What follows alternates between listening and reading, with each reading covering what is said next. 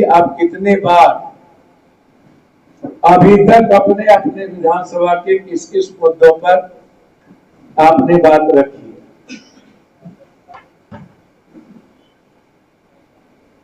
मेरी उपस्थिति रेट है 99.4। मेरा हाउस में देश और दुनिया के मुद्दों पर बोलने का जो अवार्ड है वो 5 बार है। 5 बार।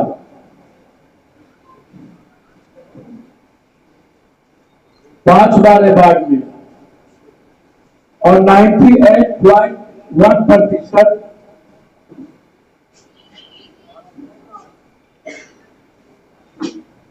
मतलब देश में एक एमपी से कम।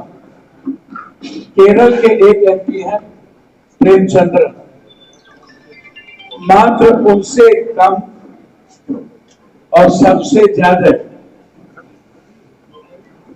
सदन में यदि किसी ने अपनी बात रखी है तो वो पप्पू यादव।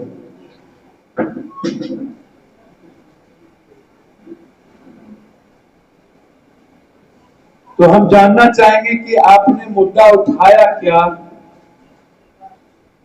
और किन मुद्दों पर आपने यहां की जनता की बात रखी। एक दूसरी चीज, मैं नीतीश कुमार जी,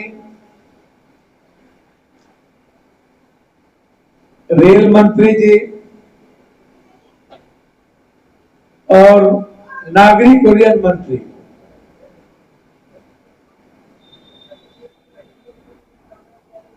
सबको अपनी पूर्णिया के संघर्षशील जनता की ओर से सीमांचल, कोसी और पूर्णिया जो लगातार जिनका सपना था, जो पूर्णिया सीमांचल कोसी को दुनिया के मानचित्र में देखना चाहते, यह सार्थक पूर्णिया और सीमांचल कोसी की जनता की लगातार प्रयास और आवाज। चर्चा हो रही थी यहाँ के एयरपोर्ट के बारे में, वंदे भारत के बारे में और सब विकास योजनाओं को लेकर उन्होंने बताया।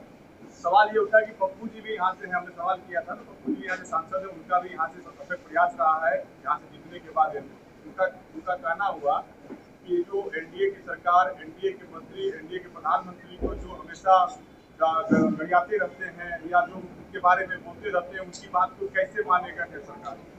अच्छा, एक बात बताइए, सबसे ज्यादा तो विरोधी राहुल जी और प्रियंका गांधी है। बयानार में सबसे ज्यादा अमित शाह ने फोन करके जब बाहर आया काम किया तो क्या हुआ। और मैं जानना चाहूंगा, मैं किसी की आलोचना नहीं करूंगा, मैंने तो आपको डेट और तिथि वाइज बता दिया, कब क्या किसने बोला और 20 साल पहले किसने क्या किया। 20 साल तो पूरे खाली थी और जगह मैंने आपको बता दिया। मेरे पास सदन के एक बार नहीं कई बार मैंने आपको अश्वनी जी का वो सदन का क्वेश्चन का जवाब, और मैंने तो आपको कहा कि इन लोगों को सबको मिलकर पूछना चाहिए कि लोग सदन में कितने बार क्या बोले हैं और 1 साल पहले क्यों नहीं ये लोग सब कुछ ले लिए, 1 साल के बाद ही क्यों। ये तो मेरा चुनाव के पहले मेरा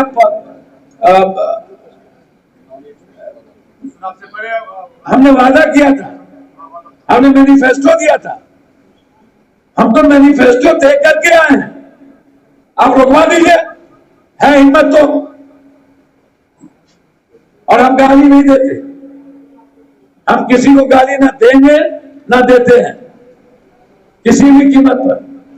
मैं गडकरी जी को सबसे ज्यादा विकास के रूप में सम्मान देता हूं, अटल जी का सम्मान सबसे ज्यादा करता हूं,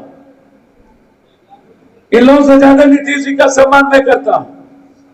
और जब आलोचना की बारी आती है वैचारिक, तभी मैं करता हूं। व्यक्तिगत मत, देश के प्रधानमंत्री हैं, वो मेरे भी प्रधानमंत्री हैं। मेरा सीधा सवाल है, मेरे जीतने के पहले सब कुछ क्यों नहीं? मेरा सीधा सवाल है कि सदन में कौन लड़ रहा है, और जब जब जो मुद्दे आए हैं मैंने प्रेस को देते गया हूं कि इस तर्ज पर यहां से चलेगा।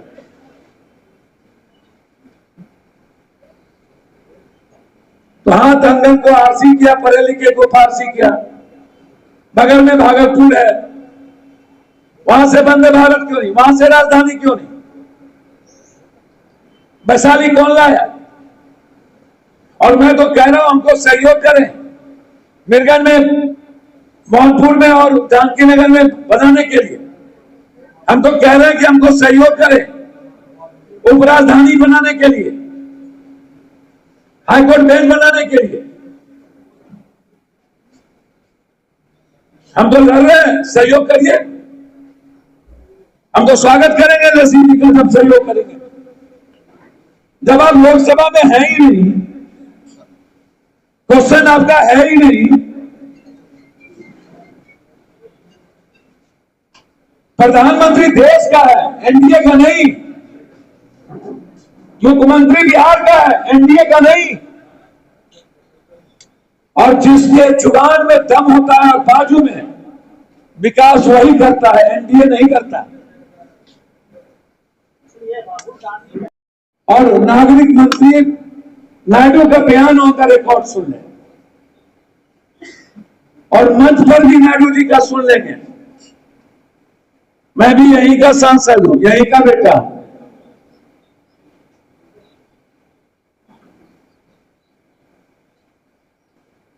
मैं आज भी सफर कर रहा हूं ना, तो उसका देन है सीमांचल कोसी ने अपने बेटे को ताकत नहीं दी। जिस दिन सीमांचल और कोसी की जनता हमको अपने बेटे की तरह ताकत दे दी, 3 महीने के अंदर हाईकोर्ट बेंच भी लाएंगे, उपराजधानी भी बनाएंगे, और पूरी दुनिया को सीमांचल और कोसी में लाके दिखाएंगे कि विकास क्या होता है। 3 महीना जो वादा करेंगे वो पूरा करेंगे।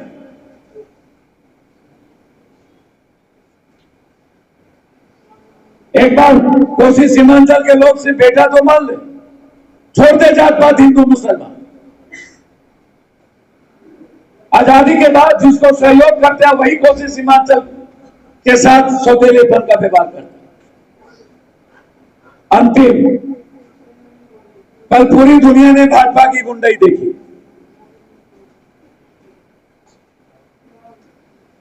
कल जिस तरीके से यातनाएं दी गई पूरे बिहार के मां बहनों और बेटियों पर, इससे बड़ा जुर्म कुछ नहीं हो सकता। अत्याचार और जुर्म की प्रकाष्ठा थी। मैं बीजेपी के साथियों से पूछना चाहूंगा कि अब आप क्या कहेंगे? गुंडाई की प्रकाष्ठा किसकी है?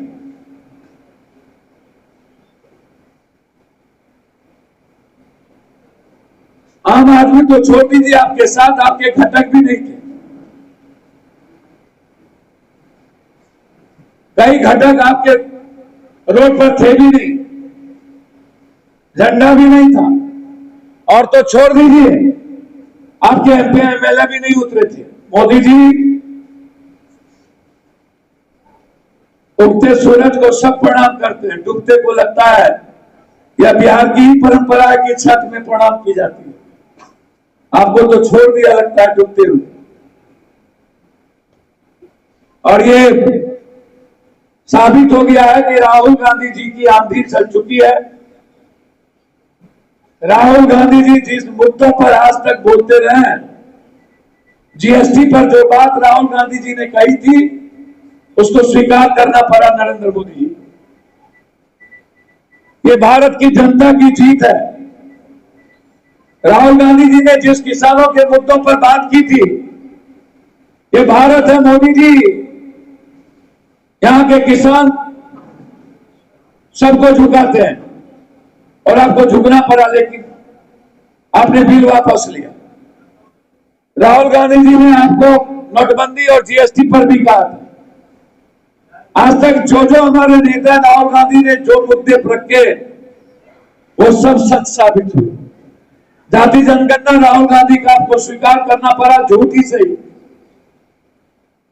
इसलिए बिहार राहुल गांधी जी के नेतृत्व में चल चुका है। कांग्रेस वर्कर और कांग्रेस पार्टी सारे गठबंधन को साथ लेकर चलेंगे।